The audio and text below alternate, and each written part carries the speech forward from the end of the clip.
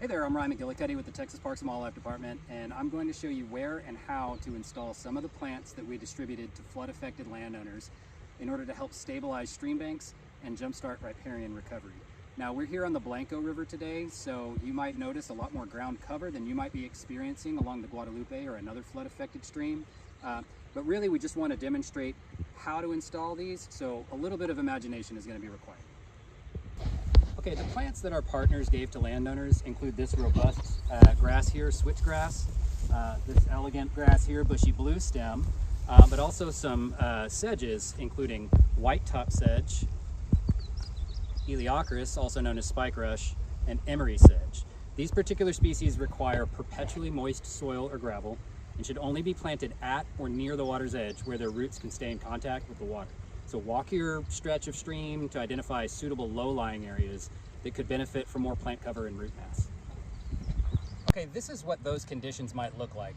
The size plants that you've been given can be installed in this zone right here, from the water's edge at normal flow conditions up to about 6 vertical inches in elevation above the water line. So you see that water line right there, up to about this level right here. So I've pre-dug a hole here, and you can see that it's wet not too far down in it.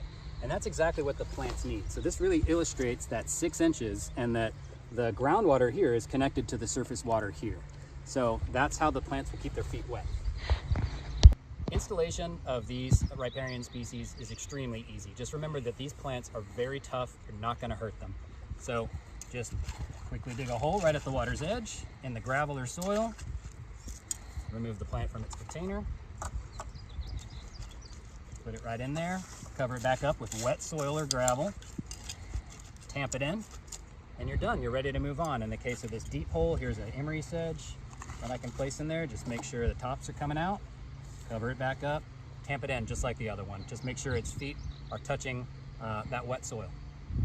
Okay, after the plant's in, then just use a bucket to get some water from the stream and give it a slow, deep watering, just like that. You should only have to do it one time and then move on to the next plant.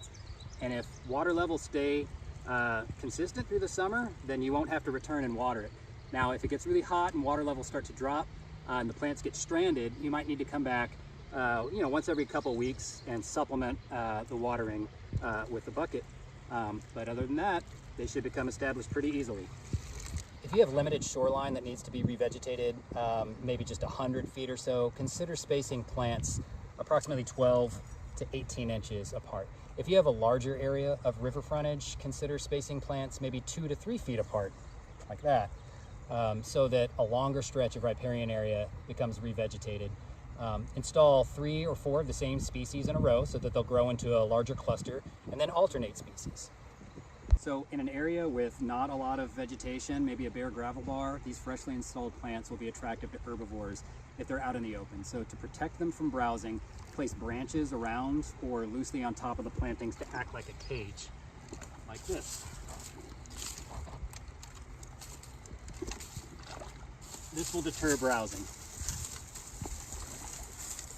So this area was planted about 10 years ago following the historic Blanco River floods, and you can see the healing that has resulted.